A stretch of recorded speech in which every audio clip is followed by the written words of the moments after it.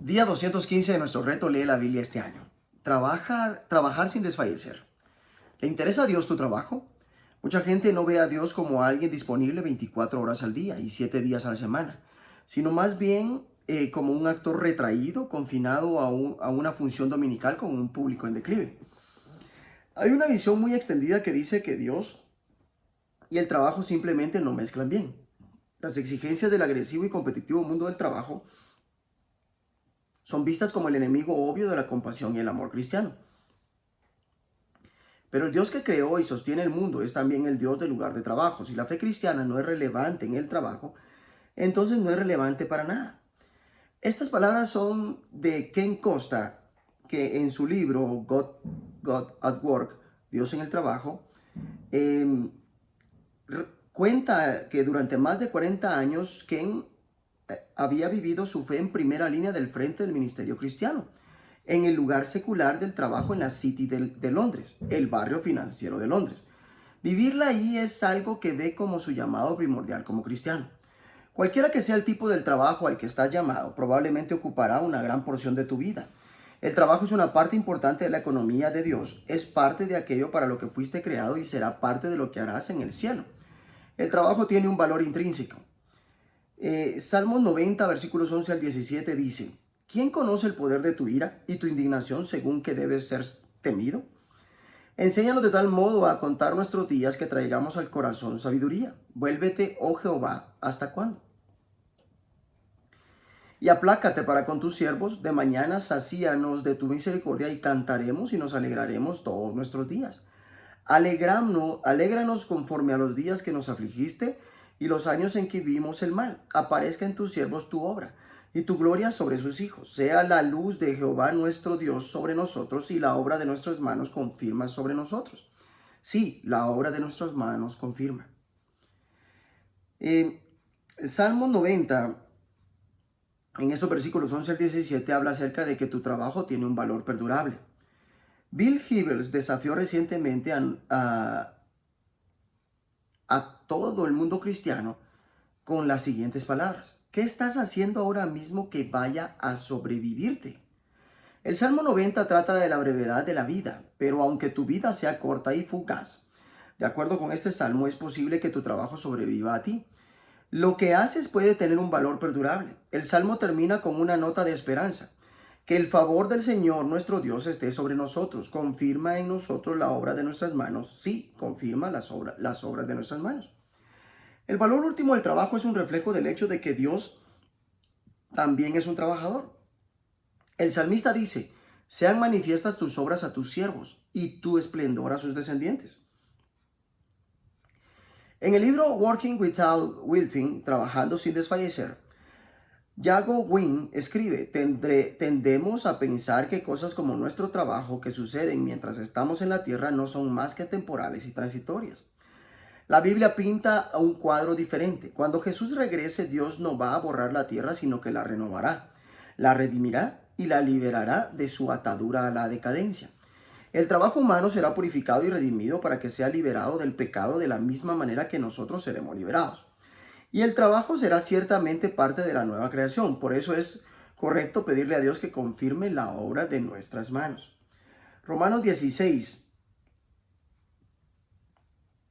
nos dice lo siguiente: saludos personales. Os recomiendo además nuestra hermana Febe, la cual es diaconisa de la iglesia en Cencrea, que la recibáis en el Señor como es digno de los santos y que la ayudéis en cualquier cosa en que necesite de vosotros, porque ella ha ayudado a muchos y a mí mismo.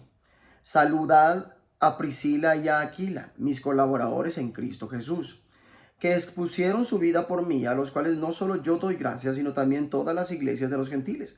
Saludad también a la iglesia de su casa. Saludad a Epeneto, amado mío, que es el primer fruto de Acaya para Cristo. Saludad a María, la cual ha trabajado mucho entre vosotros. Saludad a Andrónico y a Junías, mis parientes y mis compañeros de prisiones, los cuales son muy estimados entre los apóstoles y que también fueron antes de mí en Cristo. Saludad a Amplías, amado mío en el Señor. Saludad a Urbano, nuestro colaborador en Cristo Jesús, y a Estaquis, amado mío. Saludad a Apeles, aprobado en Cristo. Saludad a los de la casa de Aristóbulo. Saludad a Herodión, mi pariente. Saludad a los de la casa de Narciso, los cuales están en el Señor. Saludad a Trifena y a Trifosa, las cuales trabajan en el Señor. Saludad a la amada Persida, la cual ha trabajado mucho en el Señor. Saludad a Rufo, escogido en el Señor, y a su madre y mía. Saludad a Síncrito, a Flegonte, a Hermas, a Patrobas, a Hermes y a los hermanos que están con ellos. Saludad a Filólogo, a Julia, a Nereo y a su hermana, a Olimpas y a todos los santos que están con ellos. Saludaos los unos a los otros con ósculo santo.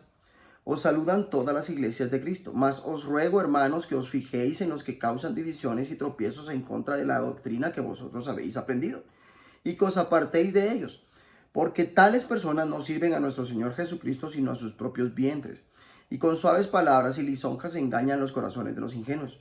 Porque vuestra obediencia ha venido a ser notoria a todos, así que me gozo de vosotros, pero quiero que seáis sabios para el bien e ingenuos para el mal.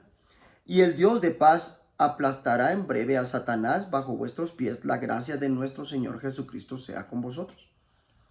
Os saludan Timoteo, mi colaborador, y Lucio, Jasón y Sosipater, mis parientes. Yo, Tercio, que escribí la epístola, os saludo en el Señor. Os saluda Gallo, hospedador mío y de toda la iglesia. Os saluda Erasto, tesorero de la ciudad, y el hermano Cuarto. La gracia de nuestro Señor Jesucristo sea con todos vosotros. Amén. Doxología final. Y al que puede confirmaros según mi evangelio y la predicación de Jesucristo, según la revelación del misterio que se ha mantenido oculto desde tiempos eternos, pero que ha sido manifestado ahora y que por las escrituras de los profetas, según el mandamiento del Dios eterno, se ha dado a conocer a todas las gentes para que obedezcan a la fe, al único y sabio Dios, sea gloria mediante Jesucristo para siempre. Amén. Romanos 16 nos habla claramente acerca de entregarte completamente al trabajo de Dios. Ser cristiano conlleva estar dispuesto a trabajar, especialmente en la obra del Evangelio. La carta de Pablo a los romanos acaba con saludos a una lista de personas. En estos saludos pone un gran énfasis en el valor de su trabajo. Priscila y Aquila son descritos como mis compañeros de trabajo en Cristo Jesús. María es quien tanto ha trabajado por ustedes. Urbano fue nuestro compañero de trabajo en Cristo. Trifena y Atrifosa son mujeres que se esfuerzan trabajando por el Señor. Pérsida es otra que ha trabajado muchísimo en el Señor. Timoteo es mi compañero de trabajo. En otro lugar, Pablo escribe: nosotros no vivimos como ociosos entre ustedes, ni comimos el pan de nadie sin pagarlo. Al contrario, día y noche trabajamos arduamente y sin descanso para no ser una carga a ninguno de ustedes. Y lo hicimos así no porque no tuviéramos derecho a tal ayuda, sino para darles buen ejemplo. Segunda de Tesalonicenses 3, versículos 7 al 9. Probablemente Pablo fue el siervo de Cristo más efectivo que jamás haya vivido, pero no se dedicaba al ministerio a tiempo completo, sino que fabricaba tiendas para ganarse su propio sustento. De manera similar, no todos los que están listados en Romanos 16 se dedicaban a tiempo completo al ministerio cristiano. Erasto tenía un trabajo secular como tesorero de la ciudad. Sin duda vería su trabajo como su llamado y su ministerio principal. En ese sentido, todos nosotros estamos dedicados al ministerio a tiempo completo, ya sea que estemos llamados a servir a tiempo completo en la iglesia o en el mundo secular. También es interesante destacar cómo en la iglesia trabajaban muchas mujeres. Es descrita como diáconos, alguien que sirve, que es la palabra griega que significa diácono o ministro, a key representative of the church. Es descrita como alguien que ha ayudado enormemente a muchas personas, incluyendo al propio Pablo. La palabra griega para ayudar enormemente es la palabra usada para un patrocinador político, un protector y un patrón.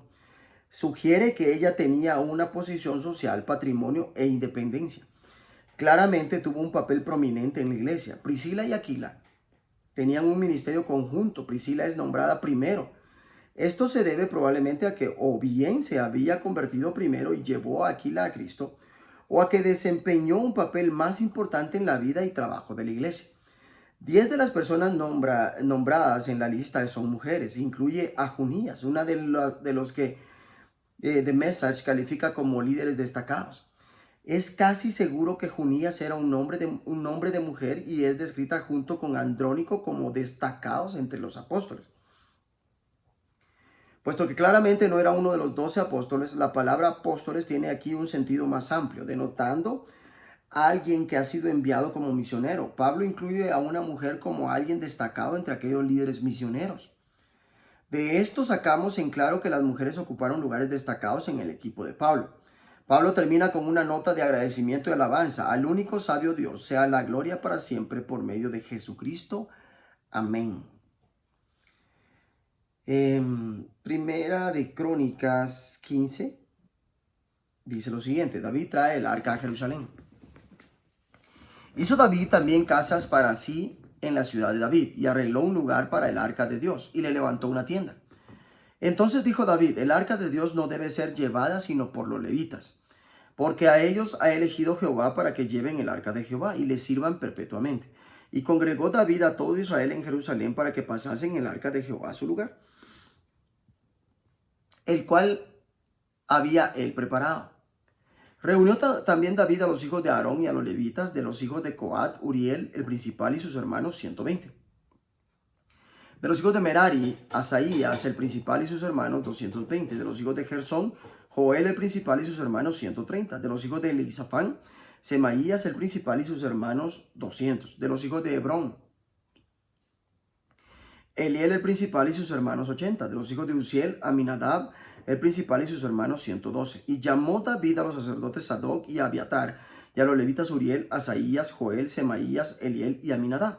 Y les dijo: vosotros que sois los principales padres de las familias de los levitas, santificaos vosotros y vuestros hermanos, y pasad el arca de Jehová Dios de Israel al lugar que le he preparado. Pues por no haberlo hecho así vosotros la primera vez, Jehová nuestro Dios nos quebrantó, por cuanto no le buscamos según su ordenanza.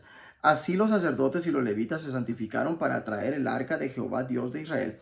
Y los hijos de los levitas trajeron el arca de Dios puesta sobre sus hombros en las barras, como lo había mandado Moisés, conforme a la palabra de Jehová. Asimismo dijo David a los principales de los levitas, que designasen de sus hermanos a cantores con instrumentos de música, con salterios y arpas, y címbalos, que resonasen y alzasen la voz con alegría.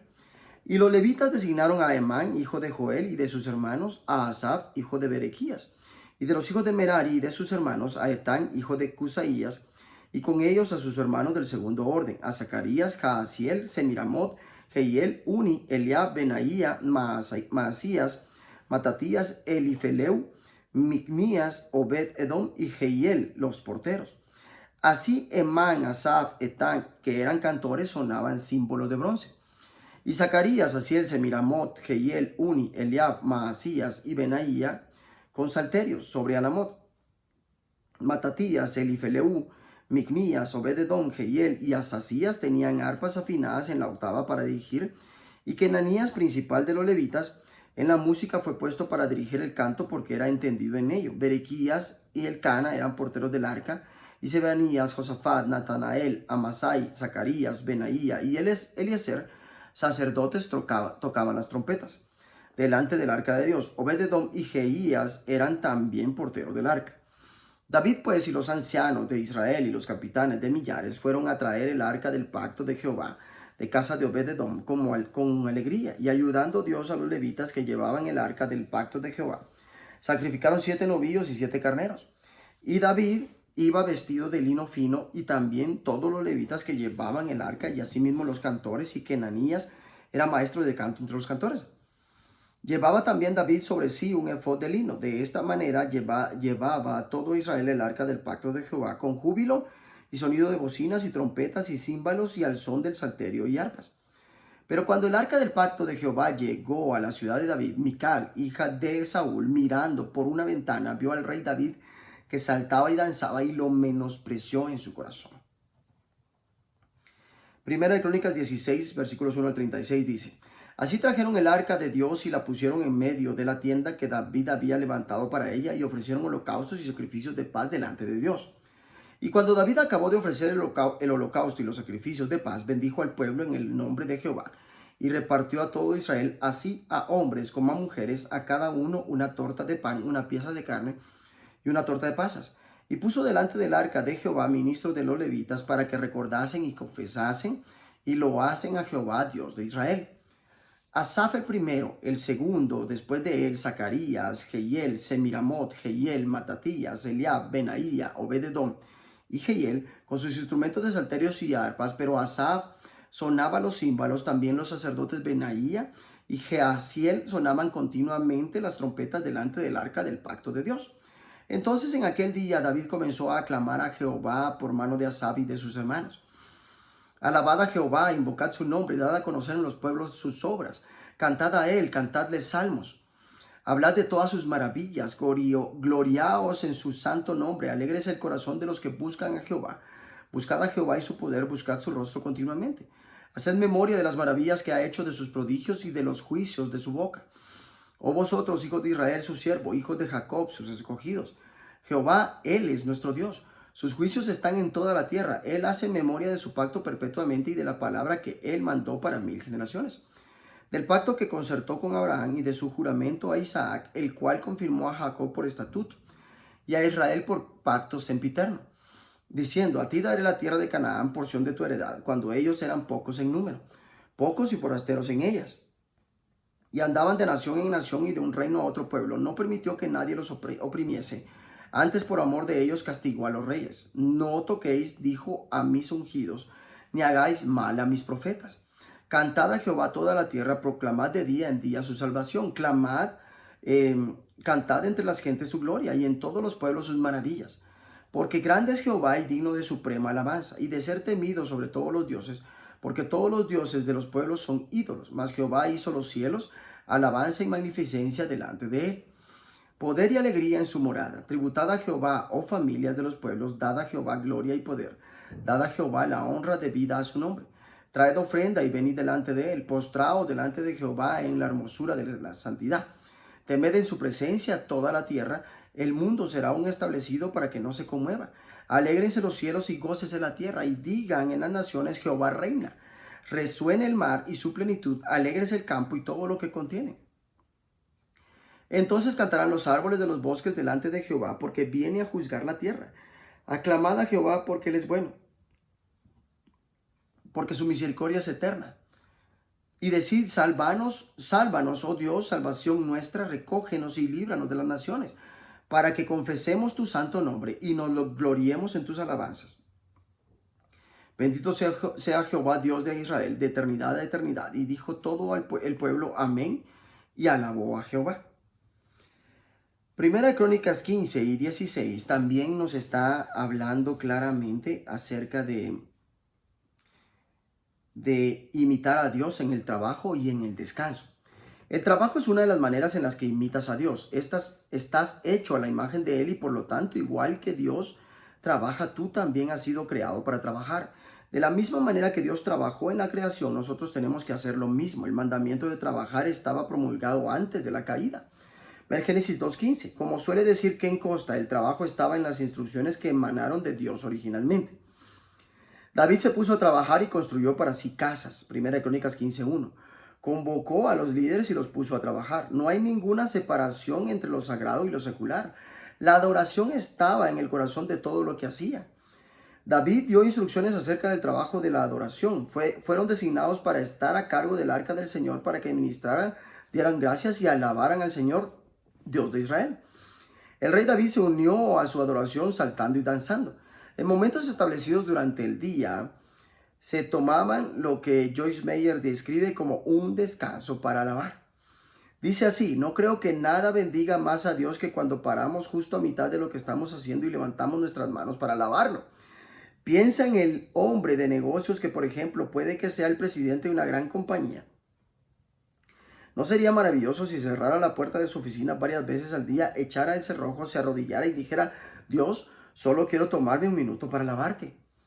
Lo mismo ocurre con los estudiantes, los progenitores que se quedan en casa, la gente jubilada, la secretaria, las azafatas, los cirujanos cerebrales, los dependientes y los vendedores. En definitiva, todo aquel que imagines, todos ellos tendrían días mucho más fructíferos, productivos y pacíficos si se tomaran un tiempo para alabar al Señor durante el día. Todos nos beneficiaríamos muchísimo de tomarnos un descanso para alabar. David alaba y da gracias al Señor por lo que ha hecho, por las maravillas que ha realizado, repasa las grandes obras del Señor y llama al pueblo a tributar. Al Señor la gloria que corresponde a su nombre. Dios es un trabajador, lo vemos desde el mismo inicio de la Biblia, estaba trabajando en la creación. Al llegar el séptimo día, Dios descansó porque había terminado la obra que había emprendido. Génesis 2:2.